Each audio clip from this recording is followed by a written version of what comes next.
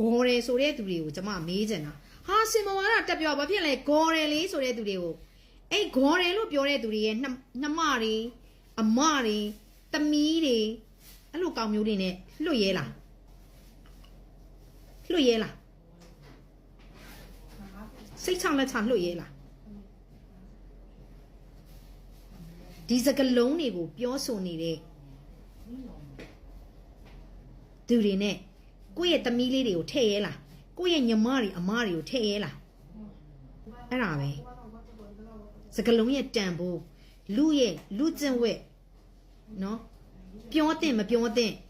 ဆိုတာအဲ့ဒါပဲအဲ့တော့ဒီလိုလူကြားထဲမှာတော့မှဒီလိုစကလုံးကိုပြောရတဲ့ကောင်တွေဟာလူကွယ်ရမှာလဲ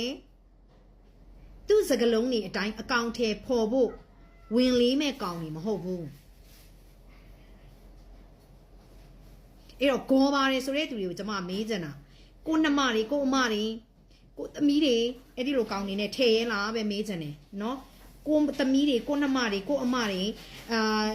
ကိုဆွေမျိုးတွေကိုမထည့်ရဲဘူးဆိုလို့ရှိရင်မမြောက်ပေးနဲ့ရိုင်းတာဟာရိုင်းတယ်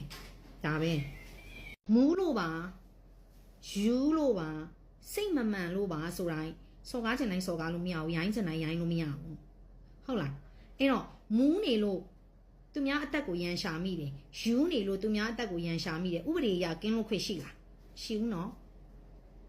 ထိုက်တဲ့နဲ့ပြစ်မှုပြစ်ဒဏ်တွေရှိတယ်မူးရင်လည်းကျူးလွန်လို့မရဘူးယူရင်လည်းကျူးလွန်လို့မရဘူးဟုတ်လားအဲ့တော့ဂေါ်ရာနဲ့ရိုင်းတာနဲ့မတူဘူးဒီတယောက်ကိုလက်ခံလိုက်ရင်နောက်ထပ်တယောက်လာမယ်နောက်ထပ်တယောက်ကိုထပ်ကန်လိုက်ရင်နောက်ထပ်အများကြီးတွေရောက်လာမှာဒါဟာအသိပညာမျှဝေတာလည်းမဟုတ်ဘူးဒါဟာရိုင်းတာနော် state စင်ပေါ်မှာတက်ပြီးတော့မှရိုင်းဆိုင်တာ